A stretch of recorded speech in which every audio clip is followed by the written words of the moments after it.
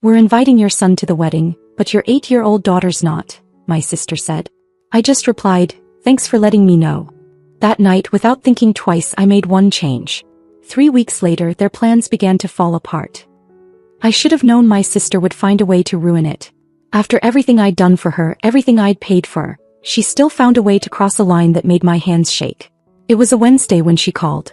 I was in the middle of dinner cleanup when her name lit up on my phone. I expected some last-minute question about the florist or seating chart, the usual chaos I'd been managing on her behalf. Instead, she dropped it like it was nothing. "We're inviting your son to the wedding, but your 8-year-old daughter's not." That was all. No explanation. No warning. Just that. I didn't scream. I didn't ask her if she'd lost her mind. I just said, "Thanks for letting me know," and hung up. Then I stood in my kitchen staring at the wall, trying not to let my daughter see my face. I had paid the first deposit on the venue. I negotiated the catering contract. I bought her dress. She still hadn't paid me back. The cake? I found the vendor. The invitations? I printed them on my own dime. My parents had put in maybe $200 tops. Her fiancé's parents made it clear they weren't paying beyond a set budget.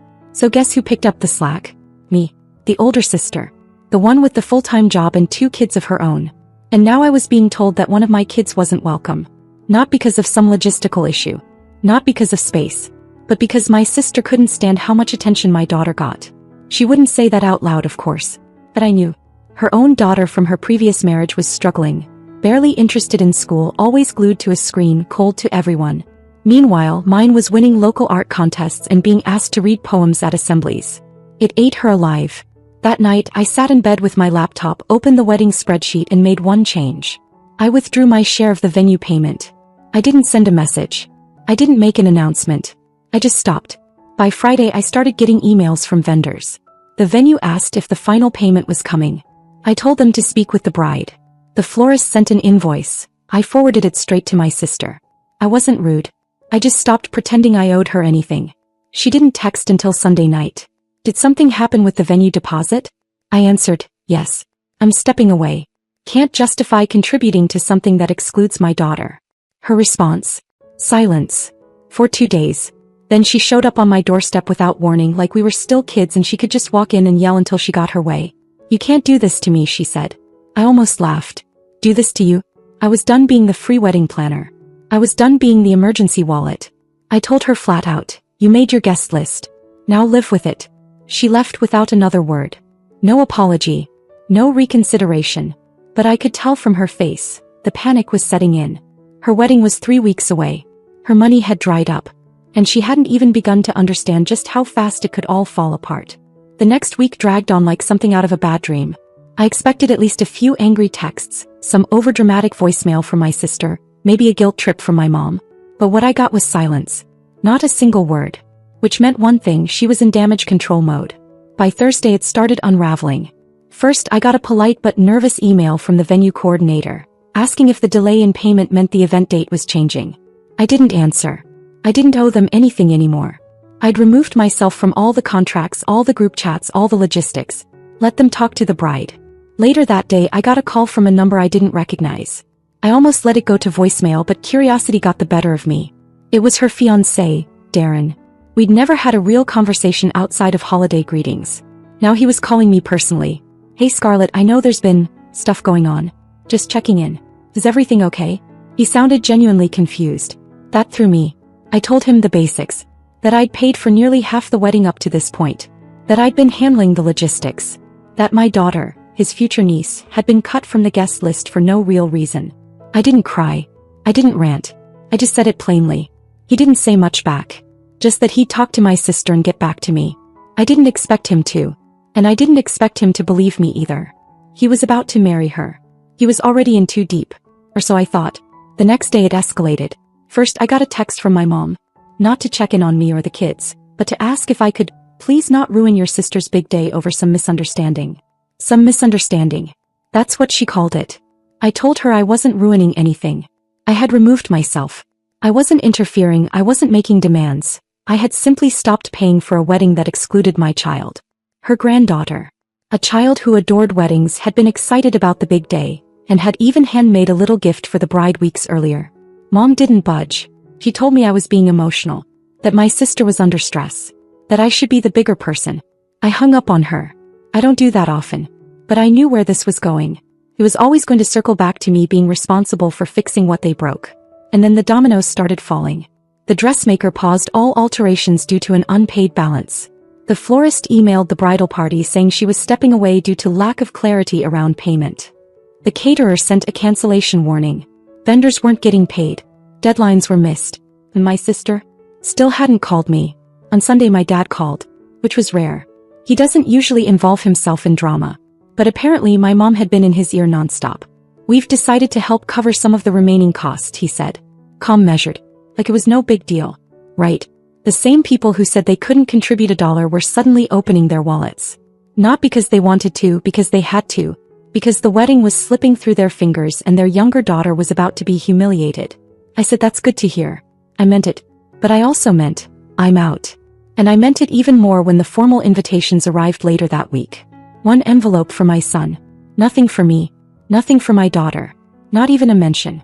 My son came to me with the envelope in hand, confused. He didn't want to go. Said it didn't feel right. I told him he didn't have to. I didn't cry. I didn't scream. I just stared at that invitation and thought, she really believes she's winning. But what she didn't know, what she couldn't possibly predict, was that Darren had already started asking questions. He called me once. That was all it took. And soon he was going to find out exactly who he was marrying. The week leading up to the wedding was eerily quiet, like the silence that settles in right before a storm. No screaming matches, no guilt trips, no apology. Just a silence that felt heavier with each day. On the outside it looked like everything was coming together. My sister had gotten most of what she wanted. The venue was still hers. The flowers had been replaced with a cheaper option. My parents, begrudgingly, had chipped in enough to keep things moving. Her dress was altered, the catering was locked in, and the invitations had been sent. Selectively, of course. But underneath all of that, things were slipping. Vendors kept reaching out to me by mistake. Apparently, they still had me listed as the primary contact for a lot of the arrangements, because I had been the one organizing everything. When they didn't hear back from her, they started looking for answers. One email mentioned how they'd received a check that didn't clear. Another asked if the seating chart was final. A third apologized for the chaos but said they'd do their best with what they had. I forwarded everything to her and said nothing. Then out of nowhere, Darren called me again. He didn't sound defensive this time. He sounded tired. I've been trying to sort out what's true, he said. I just need to know what actually happened. I kept my voice flat. I told him everything. I told him how I paid the deposits, that I covered the dress, that I helped coordinate everything while juggling work and raising 2 kids, that I stepped back only after being told my daughter wasn't welcome. I didn't insult my sister, I didn't take shots. I just laid it out piece by piece. There was a long silence. He asked how much I'd paid in total. I gave him the number. He was quiet again. Then he thanked me. That was it. But the tone in his voice? That was different. He sounded like a man who just realized he'd been standing on a trapdoor. 2 days later, my mother showed up at my door. No call. No warning. Just marched in like she used to when I was 19 and she thought I owed her something. She didn't ask how the kids were. Didn't ask if I was okay. She came to accuse.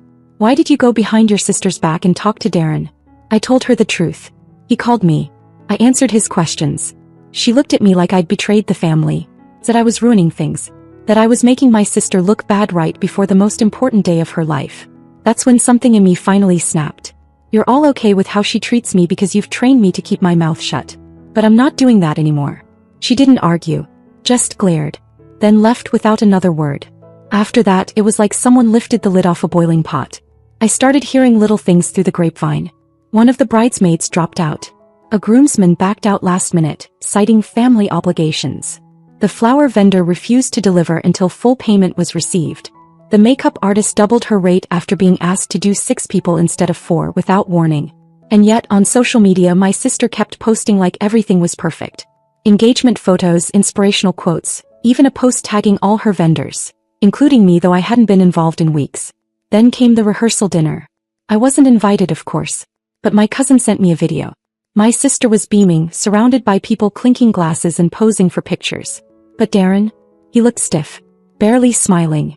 At one point, he pulled one of his groomsmen aside and they had a long, tense conversation off to the side.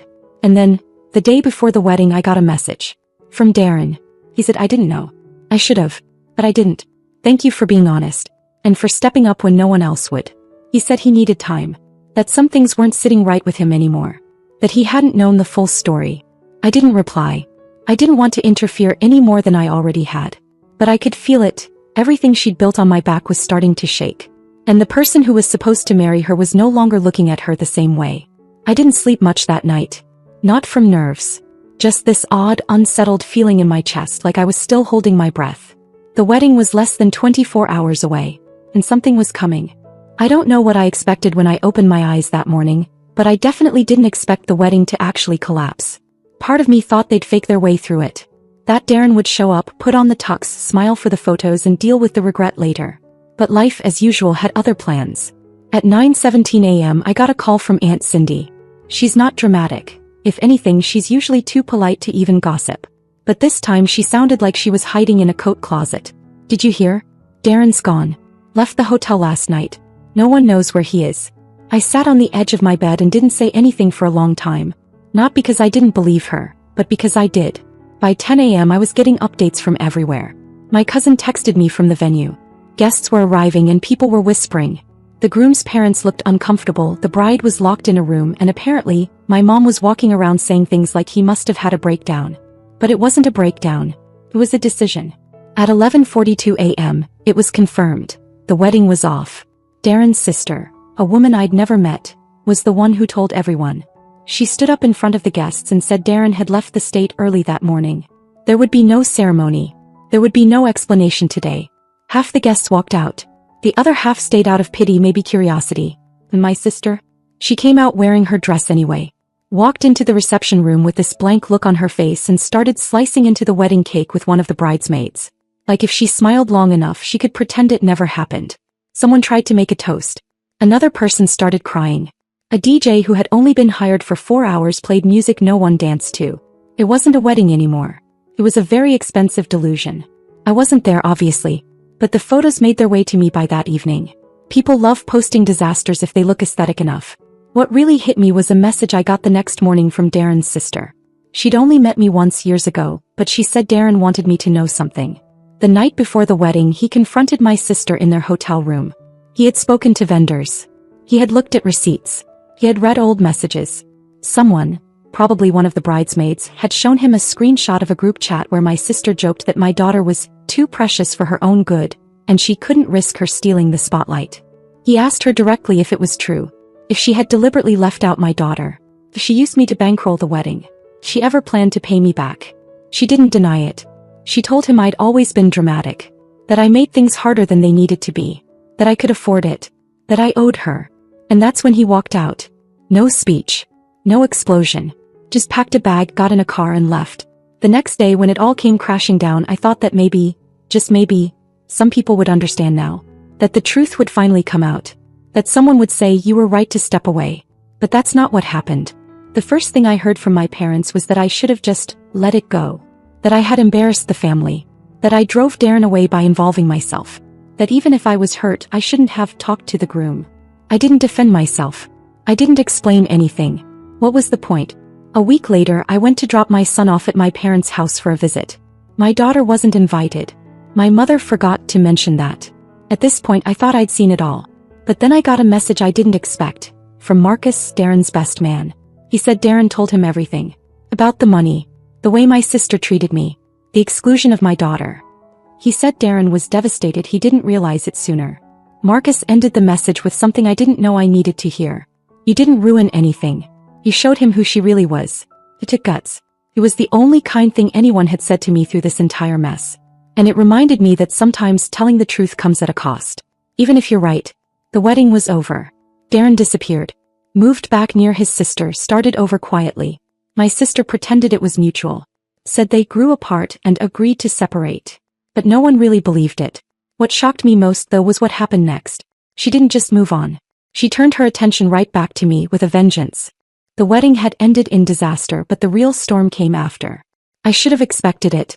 My sister had always been the type to rewrite history when things went wrong, and she wasn't about to stop now. Within days I became the scapegoat. It started small. Relatives not responding to messages. 2 of my aunts pulled out of a family brunch I had organized. No explanation.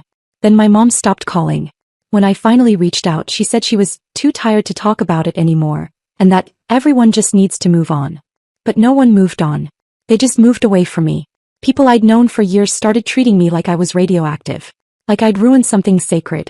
And my sister, without ever needing to say a word directly to me, made sure everyone knew her version of the story. That I'd sabotaged her. That Darren got cold feet because of my bitterness. That I'd overwhelmed him with drama. That I'd poisoned the wedding from the inside out. She never mentioned the payments. Never mentioned the exclusions. Never mentioned the screenshot that Darren saw.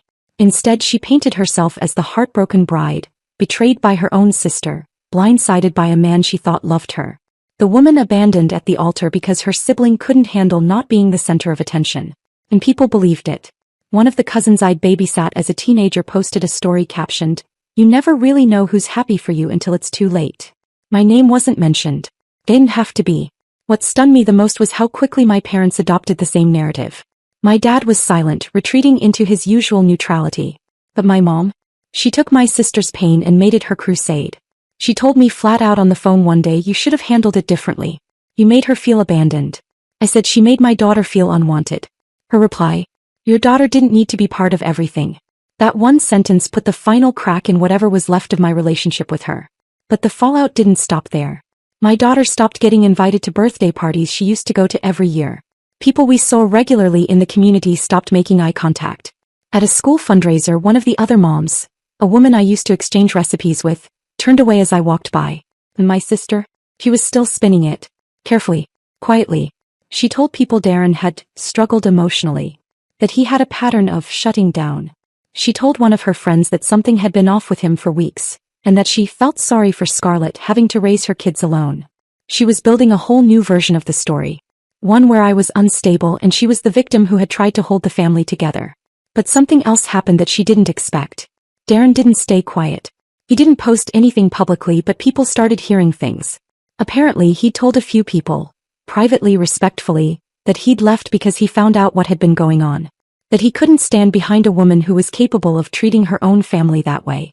That the only person who told him the truth was the person everyone blamed. Word traveled.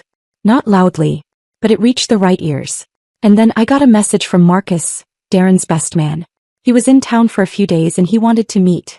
I wasn't sure what he could possibly say that would help, but I agreed. We met at a little cafe near the park. It was cold out. Quiet. He didn't waste time. He pulled out his phone and showed me something. Screenshots. The same group chat Darren had seen. My sister mocking my daughter. Calling her Scarlett's little golden child. Saying she couldn't wait for her to stay home so the spotlight wouldn't get stolen by a third grader. He called her a brat. Said she didn't fit the aesthetic of her wedding. Said I needed to learn boundaries. I sat there staring at the screen. Not even angry anymore, just numb. Marcus slid the phone toward me and said, "Darren wanted you to have this. In case you ever need to defend yourself." I told him I'd make sure you saw it. He also told me something else. The morning of the wedding, Darren had written a letter. Not to my sister. To my daughter. He had planned to give it to her after the ceremony, saying how sorry he was that she hadn't been invited, and that he hoped one day she'd forgive the adults who should have known better. But he never gave it to her. He left it behind. Marcus had it. He gave me the envelope. I haven't opened it yet. I went home that day and didn't say much. I watched my daughter play with our dog in the backyard. She looked peaceful, untouched by all the noise swirling around her. But she wasn't. She'd heard whispers. She'd felt the cold shoulders. Later that night she asked me quietly, "Is it because I'm different from the other kids?" I told her no. It's because you shine. And some people can't handle that. 2 weeks later, just as things were finally starting to settle, it happened. My sister showed up at my door. She had a gift bag in her hand. Wrapped perfectly. Pink tissue paper. A bow. Like this was just another family visit. She said, "I brought something for your daughter." I opened the door wide enough for her to step in. Not because I was ready, but because I needed to hear what she had to say.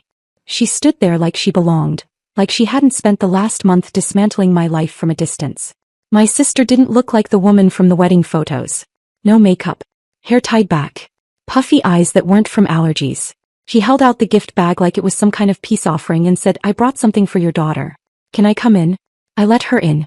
Not because I forgave her, but because I was done running from people who pretended they hadn't hurt me. She sat at the kitchen table like she used to when we were teenagers, except now everything was different. My daughter peeked out from the hallway and saw her, froze for a second, then walked away without a word. My sister noticed. She said, "I just wanted to apologize. To you." And to her. I didn't say anything. Just waited. She kept talking. She said she'd been stupid. That she'd let the pressure of the wedding and old resentments cloud her judgment. That she never meant to exclude my daughter. That she thought it wouldn't matter. That she assumed I'd get over it because I always did. Then she said something honest. She admitted she'd been jealous. Of me. Of how people responded to my daughter. Of how close I was to my kids. Of how Darren respected me in ways he didn't respect her. She said she thought if she could just have one day, her day without feeling overshadowed, she'd feel better. Instead she lost everything. She said Darren wasn't coming back. That he was polite but firm. He didn't want to rebuild trust with someone who used their own niece as collateral. Then she cried. But here's the thing about apologies. They don't undo anything. They don't fix lost birthdays or ruined friendships. They don't make your daughter forget that someone decided she wasn't worth inviting. They don't rebuild trust, they just explain why it was broken. When she finished crying, I finally asked, why now? She looked at me quiet for a long time, then said, because Marcus told me everything you did. Everything you paid for. Everything you gave up. I didn't know how much I owed you. Not just money, time, energy, loyalty. You always showed up for me. I never thought it was real until it was gone. I should have felt vindicated. But I didn't. I just felt tired. I thanked her for the apology. I told her I appreciated her saying it to my daughter when she was ready. She nodded. Said she understood. Before she left, she placed the gift on the table. I didn't open it in front of her. I just watched her walk out the door. Later, when my daughter finally asked what it was, I let her open it. It was a set of watercolor pencils. The expensive kind. The kind only people who paid attention would know she wanted. She looked at me and said, is it okay if I forgive her? I told her yes. Of course it was. That forgiveness was her choice, not mine. Then she asked, are you going to forgive her too? I said, I already have. But that's not the same as letting someone back in. The next time we saw my sister was at another family event. She smiled. She kept her distance. My daughter said hi. My son did too. I nodded politely. And that was it. No more shared planning. No more covering costs. No more explaining myself. She apologized. And I accepted it. But the version of me who would have done anything to protect her day? She's gone. And what's left now is something I never had before. Boundaries. Real ones. And the space to protect my daughter the way no one ever protected me.